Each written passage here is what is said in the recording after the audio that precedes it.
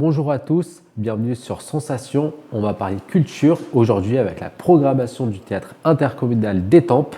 Je suis aujourd'hui avec Sandrine Binet, responsable de la programmation culturelle du théâtre intercommunal d'Étampes. Bonjour. Bonjour. On trouve donc de la musique et du théâtre durant ce mois d'avril. Pourquoi avoir décidé de collaborer avec le trio Nemtanou de Bourget-Corniluc?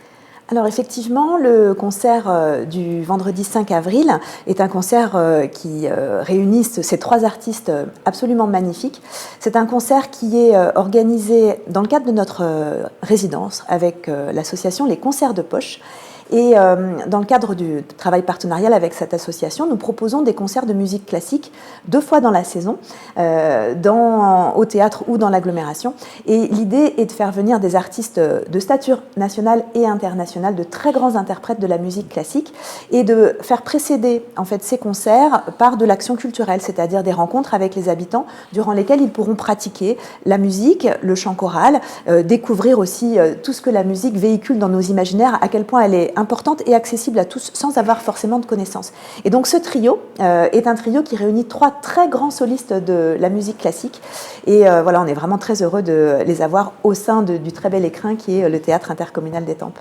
Finalement, c'est aussi donner envie aux spectateurs de s'initier à ce spectacle-là, donc de faire comme le trio Nemtanou de Bourget-Corniluc. Oui, alors l'idée des concerts de poche, c'est de permettre à tous les habitants, y compris ceux qui sont très éloignés au départ a priori de la musique classique, qui n'en écoutent pas ou qui ne la pratiquent pas a fortiori, de leur donner envie d'aller écouter de la musique.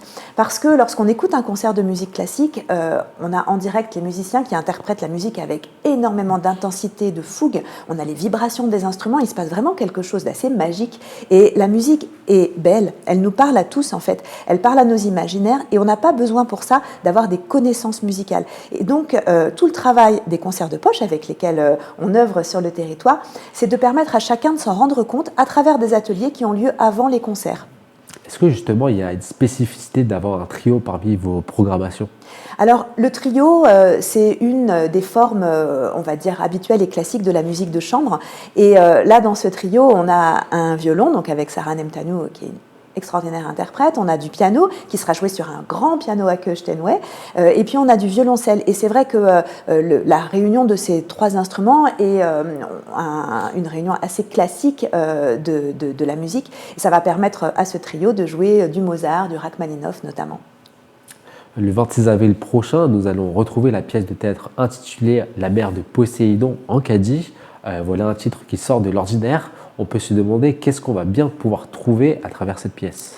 Alors, il s'agit d'une pièce de théâtre de la compagnie La Bande à Léon. Et cette compagnie a travaillé il y a à peu près 2 ans, 3 ans, dans l'Essonne, plutôt dans le Nord-Essonne, a fait des résidences dans les hypermarchés. D'où le caddie du titre.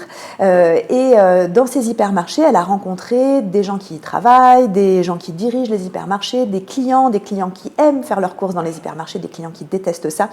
Et à travers ça, à l'issue de ces résidences, de cette immersion dans les hypermarchés, elle a écrit une pièce de théâtre qui parle de notre lien avec la grande consommation et également de l'hyperconsommation, de l'épuisement des ressources que peuvent générer en fait nos attitudes de consommateurs effrénées parfois.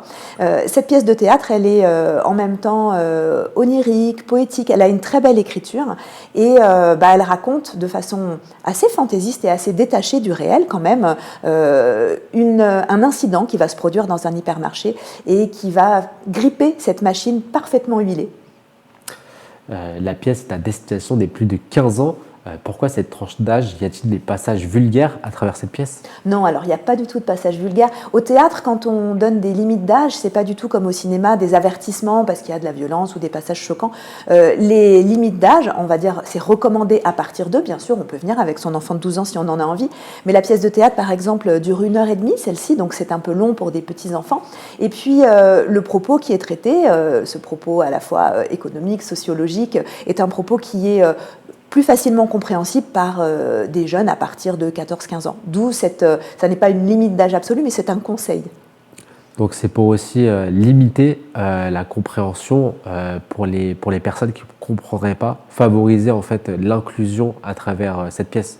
C'est ça l'objectif en fait quand on donne des prescriptions d'âge ou des recommandations, c'est de faire en sorte que le spectacle s'adresse au public pour lequel il a été créé, parce que par exemple une compagnie qui travaille pour le jeune public va créer des spectacles spécifiques pour les enfants de 8 ans à 12 ans, ou alors des spectacles pour les tout petits de 3 ans à 6 ans. La durée du spectacle change, la façon dont on s'adresse aussi aux spectateurs, l'univers qui est abordé. Donc il s'agit vraiment de faire en sorte avec ces indications que le spectacle trouve le public pour lequel il a été créé. Il y aura d'autres pièces le 3 mai prochain. Il s'agit des Brèves du futur. Ce spectacle est le mélange entre l'univers de Black Mirror et celui de Kaamelott. Dans votre spectacle, quelles sont les principales influences de ces deux univers dans la réalisation de cette pièce ? Alors Black Mirror pour l'anticipation, la dystopie, la science-fiction, et Kaamelott pour l'humour, la comédie. En fait, il s'agit d'un spectacle de la compagnie Scena Nostra qui sera donné 2 fois. La première fois dans la salle des fêtes de Châlons-Saint-Marc, donc le 2 mai, et le 3 mai, le lendemain, à Brière-les-Cellés. Et ce spectacle nous permet de faire une petite incursion dans le futur donc c'est la science-fiction, la dystopie, pour voir un peu quels sont les travers technologiques qui pourraient nous faire sombrer dans des situations inconfortables, voire carrément problématiques, mais tout ça par le prisme de la comédie et du rire. Vous proposez aussi des ateliers d'écriture, les lettres de demain, avec les artistes de la compagnie Scena Nostra. En quoi va consister cet atelier ?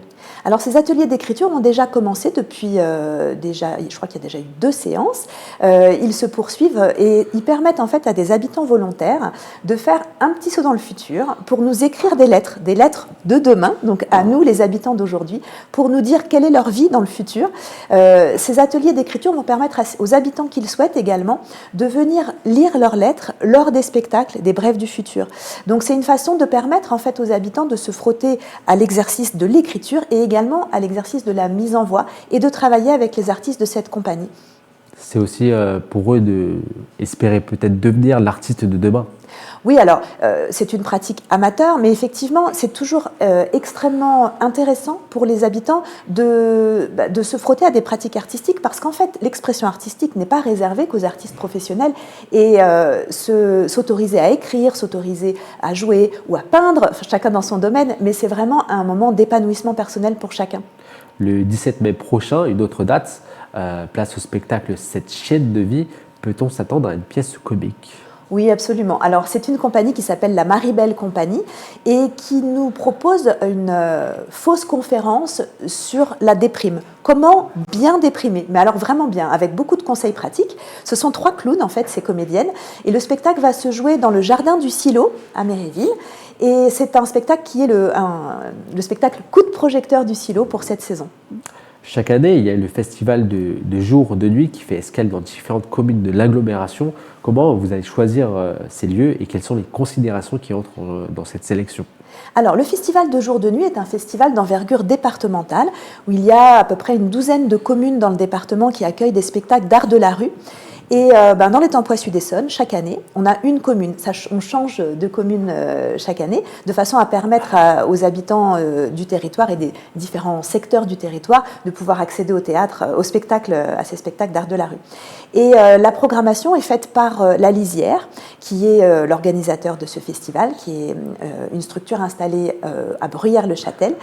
Et nous, dans les Tempois Sud-Essonne, on est assez régulièrement demandeurs de programmation de cirque et de programmation familiale. Cette année, le festival va s'implanter à Valpuiseau et on aura un spectacle qui s'appelle Disperse, qui est un spectacle d'acrobatie par une compagnie catalane, acrobatie circassienne. Et ce spectacle aura lieu le dimanche 26 mai à 17h sur le terrain d'évolution qui est juste derrière l'école.